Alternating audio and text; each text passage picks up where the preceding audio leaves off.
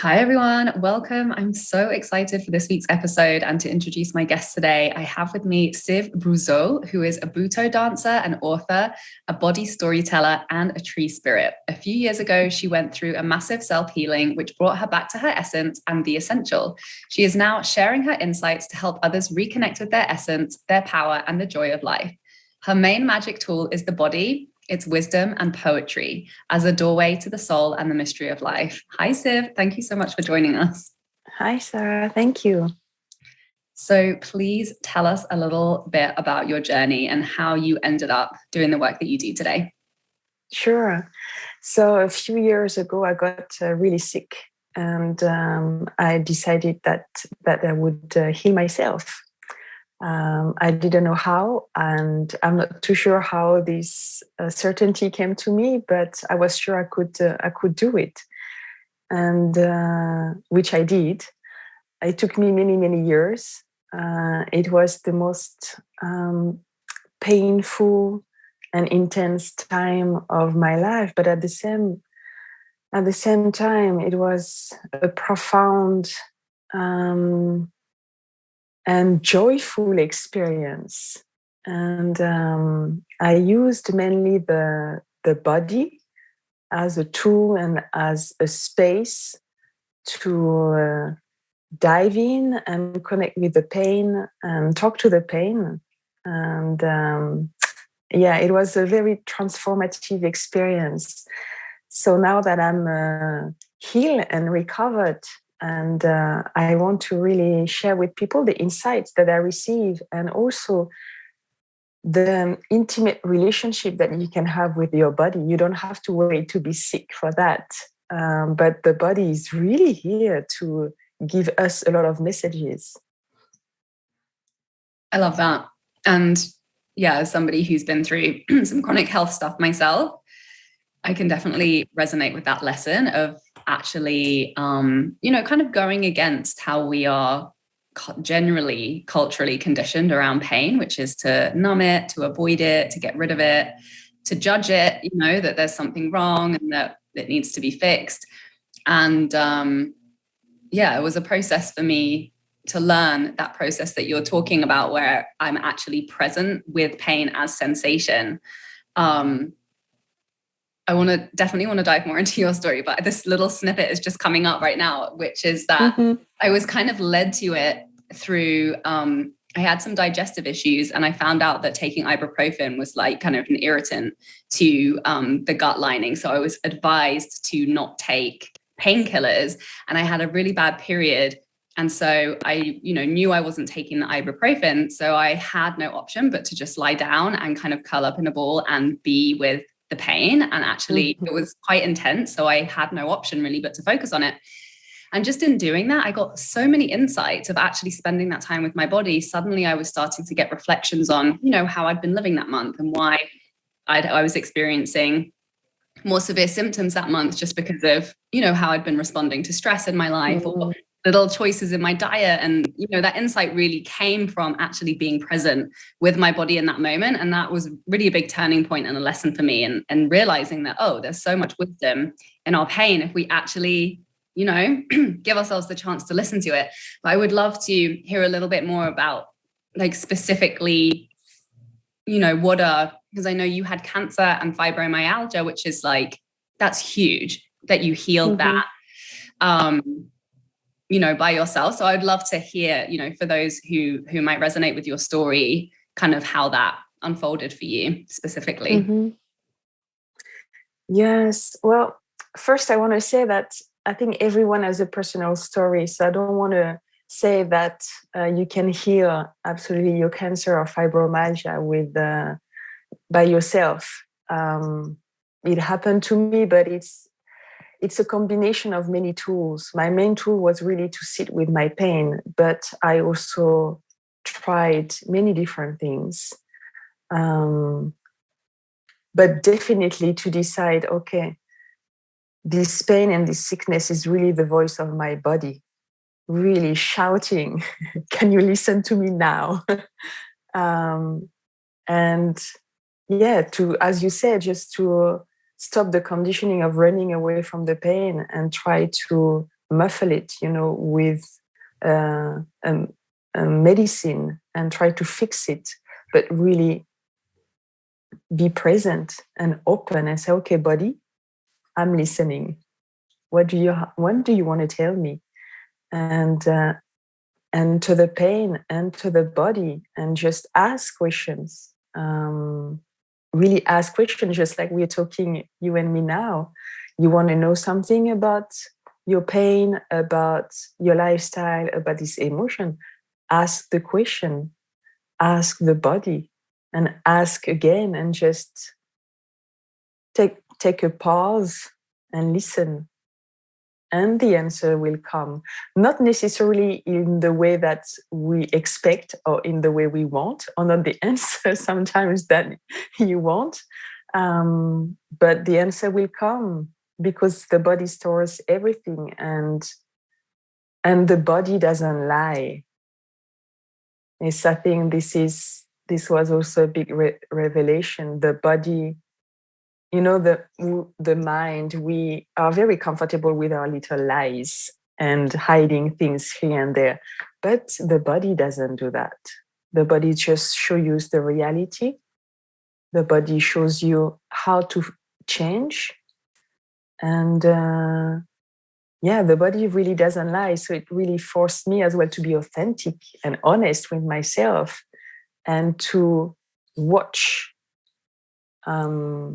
really with a lot of honesty how I had been living the years before, or even since my childhood, all my beliefs, all my conditionings, all my patterns, all my emotions, and see how it had impacted my life and my body so much that my body couldn't handle it anymore and was sending me big signals that it was time to change. So it requires a lot of courage as well, because you need to face all your shadows and things that you put a little bit under the carpet. Yeah, that's so true. And I think it's such an important conversation.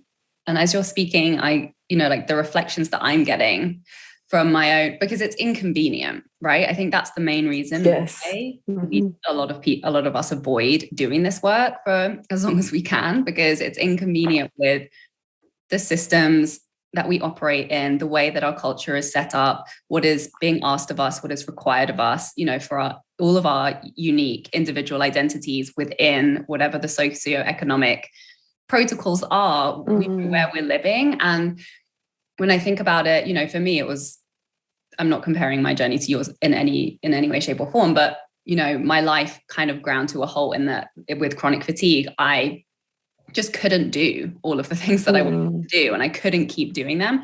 And so I was really forced to prioritize my body. And that process kind of forced my health and my body and my physical wellness up to the number one priority in my life. And then, the ripple effect of that was actually tuning in to my desires, because I feel like our bodies are transmitters of information around what it is that is good for us and what it is that is bad for us and what it is that we desire and what it is that we don't. And when we're detached from our bodies, sometimes obviously we've got there as a survival mechanism to survive in a world where maybe our desires haven't been important, or that we've had to push them away or, relegate them. And so then I started connecting more to my body and really started connecting more clearly to my desires and what was not working for me as well, which obviously led to massive life changes, which led to so many incredible things down the road. But yeah, it was a very, very uncomfortable journey. But I think it's so important, because actually it's this idea of it being inconvenient is kind of a myth that we create more freedom in avoiding the pain, because that's kind of what our minds is telling us, right? It's but it's more of a survival mode than true freedom, because we sacrifice so much when we don't listen. And one thing that isn't really being talked about that much is how things, like you say, that exact point that our bodies carry everything. And the impact of carrying things for year after year after year after year, like it's going to show up eventually, Yes. whether that's as a disease or, a chronic pain that is like very advanced. So like, what would you say to people who, I don't even know, because I feel like it's one of those things that either you listen or you're avoidant, or it's forced upon you, and then Yes. I think a big part of my work now and why I love talking about it is because people come to me when they're kind of experiencing burnout a little bit, and I get to tell them like what it's going to look like if they don't, if they don't do something about it, and really speak from that place of like, I've been there, like I've been in a really bad burnout, and you have to prioritize your sleep. You have to prioritize your physical well-being. You have to take breaks, and you have to take breaks now. You can't just keep putting it off and putting it off and putting it off. So I would love, like, what are your words of wisdom for people who are maybe experiencing some type of health crisis, or starting to feel, some physical pains, and maybe feeling overwhelmed by it, or not really knowing kind of where to turn, or feeling overwhelmed with the medical industry, and, all of those things that can come up that create real like insecurity connected to our physical health? I think it's to slow down and to stop. We live in a society where we live so fast, and we have like to-do lists that long, and we need to keep going and do this and call that and write this and post this and go and get the kids, and it's never ending. And most of the time we just don't stop to see, okay, where am I in my life? Is it aligned with really my true desire? Is it really what I want? And I think this is very important, even like, because pausing really helps you to get back to your power. Say, okay, actually, this is not what I want. Maybe there is another option. Maybe I should take another direction. But you need to pause, to stop first, even if it can be at least just take a breath, and say, okay, hang on. And just see your situation and the reality, and check with yourself. Is it where I want to be? And from this pause, I think you can, get a little bit of clarity and say, no, actually, I don't want that. Okay, what is the next thing? How can I change my situation? How can I change my lifestyle, my way of thinking, my way of talking, my belief? And then ask. Really, I think also a lot of us, sometimes we're like, yeah, I'm waiting for an answer, I want the answer, but we never ask the question. So just ask me even a simple question, like just body or guide. I need help for that. How can you help me? And then the answer will come, because really I think the body and the universe, or the cosmos, however you want to tell it, is really here to support us. It really wants us to live like the best life. It wants us to be healthy and strong and joyful. So if we ask a question towards that direction, they're like, yes, I'm here. I'm ready to help you. So just take a pause and ask the question. I love that a lot. Two things come up for me around that. One is because it was the same experience for me. And I think part of that was because like chronic fatigue syndrome is one of those ones where I know I'm not going to get the help I need from like traditional medicine, because I just I think it's changing now, but I don't think it was even barely considered a diagnosis by many people. And I was also traveling too when I realized that I had it, and I was kind of in a big transition. So I wasn't even really a part of like a medical system. So, and I was really broke because I was, I just finished my master's degree. So it really was just like a day by day problem solving.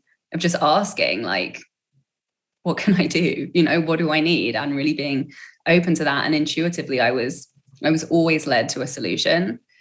Yes. And that's what got me out of it. And I think a big part of what you're talking about is also our relationship to time.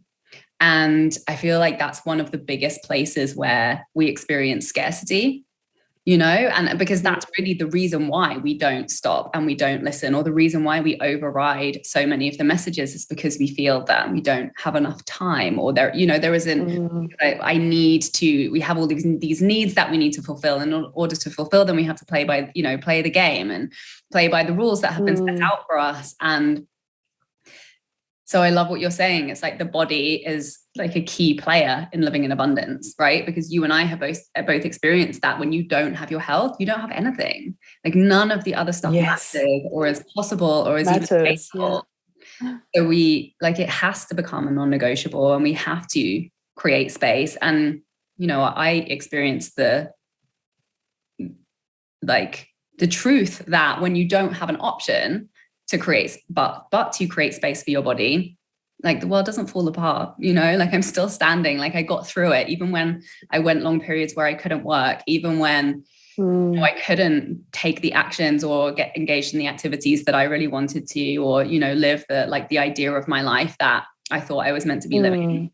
Like I got through it, and the world didn't fall apart. Like I survived. So we do have time for our bodies, and it's really you know, it's up to us to prioritize them, because no one else is going to prioritize your body over you. And I think that there's also a big, you know, just like this culture of like outsourcing our health, like looking to other people for answers around our health. And really that's our responsibility. Like it's our responsibility to listen and to tune in and to notice what's going on. And other people are there as co-collaborators to support us to do the work to bring ourselves back to health. But just this idea that it's somebody else's responsibility and, you know, just give me a pill and like give me the solution is why there's such an epidemic of ill health.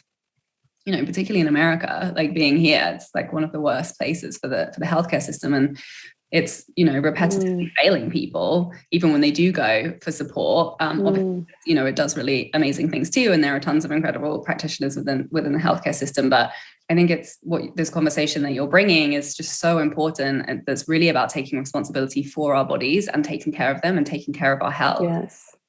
So I would love to know, like, definitely. Sorry, go ahead.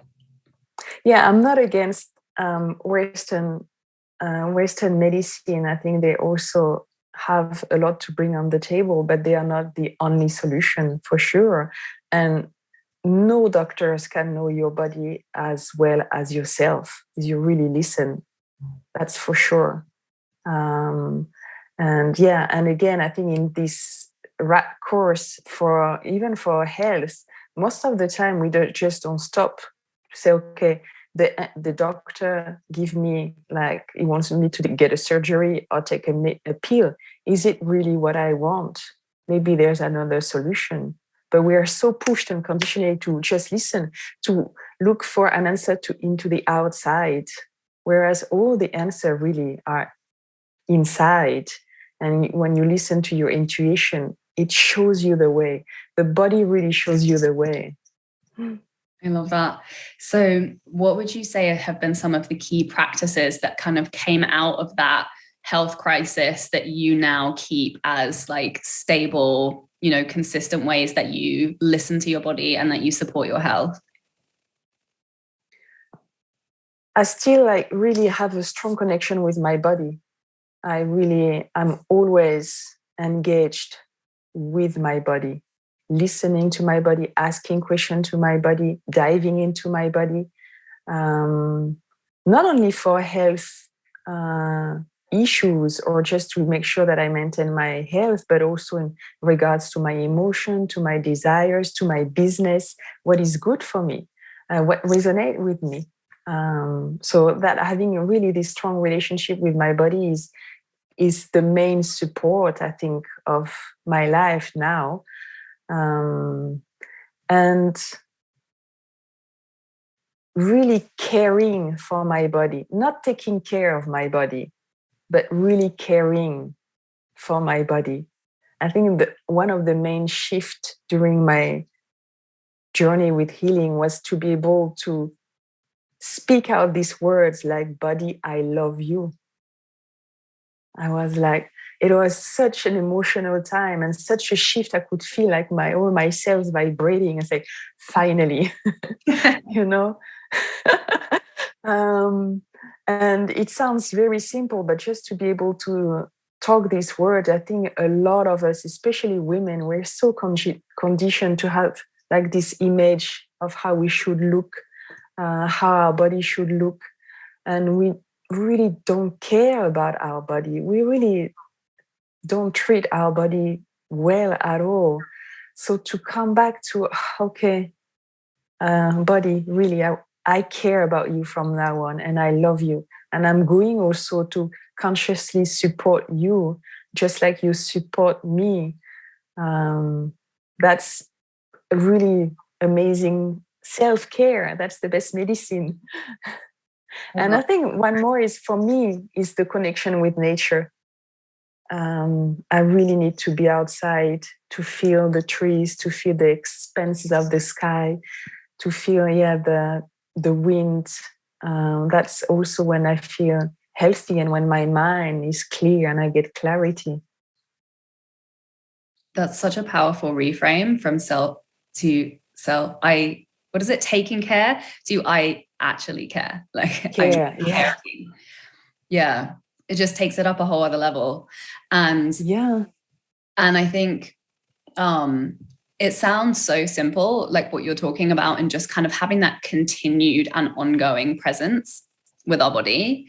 But, I know for me, that was a huge journey to get to a place where I was, and I'm still on that journey, but as somebody who, and I've been through quite an intense, like trauma recovery process.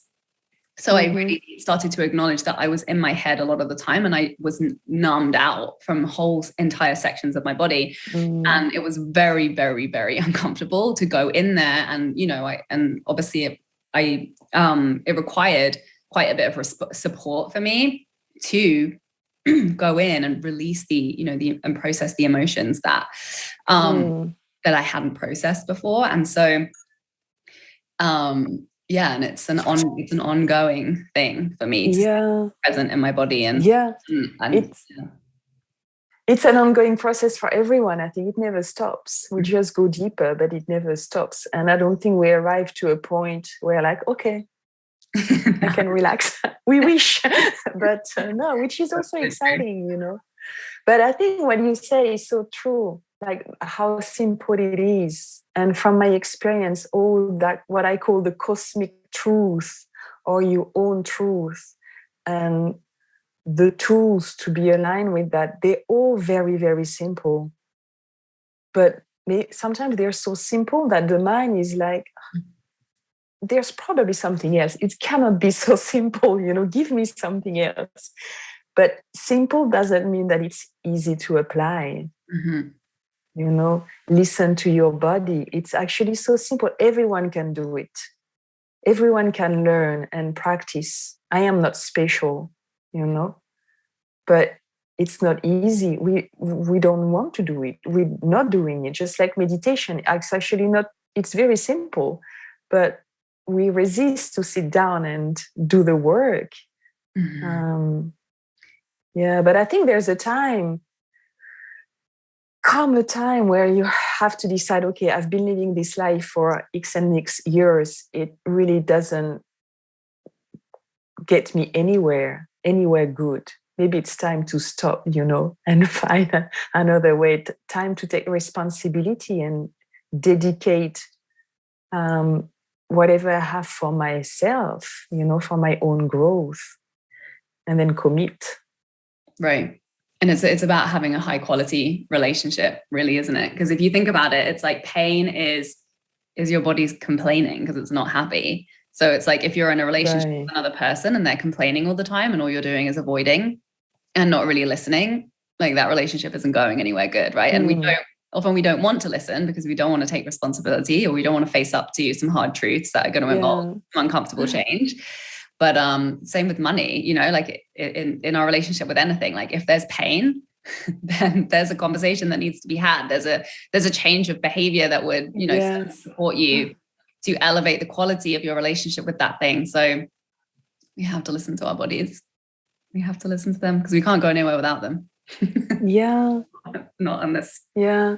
And I think it's not about the body itself. After a while, well, if you're sick, if you're in pain, physical pain, it's to address this pain. But this journey doesn't stop at the body. It's so much bigger. It's about, for me, the language of the body is really the language of the soul, or the language of your heart, or the language of your higher self. Depends how you want to call it. But it's a lot more than the language of the body. It's a lot more about this physical body. It's really about your life, and life with a capital L, and your vision, your grandest vision, and the amazing infinite power that we have, and that we most of the time we totally forgot. So it's, for me, having a relationship with my body is to really reach that, to address that, and to go right in there. And the body is, for me, is just taking my hand and say, okay, I'm going to show you something much grander. I love that so much. Thank you for bringing this conversation and sharing all of your wisdom with us here today. Can you please tell everybody where can they find out more about you and your work, and what have you got going on at the moment? So I have a website, www.syvbruzeau.com, and Facebook with my name, and Instagram with Syv_Bruzeau. So they can find all the information there. I have a few masterclasses going on. One of them is actually called Befriend Your Body, Befriend Life. And I have a free monthly embodied masterclass called the Embodied. So if people want to join that as well, they just go to my website or contact me. Amazing. Thank you so much for coming. Thank you, everybody, for listening. Please share this with anybody who you know would benefit. And please also leave a 5-star review on iTunes if you haven't already, to support the show. And thank you so much for listening. We will be back next week. Bye. For more inspirational content, head over to my website withsarahmac.com, and please support the show by liking, commenting, and subscribing.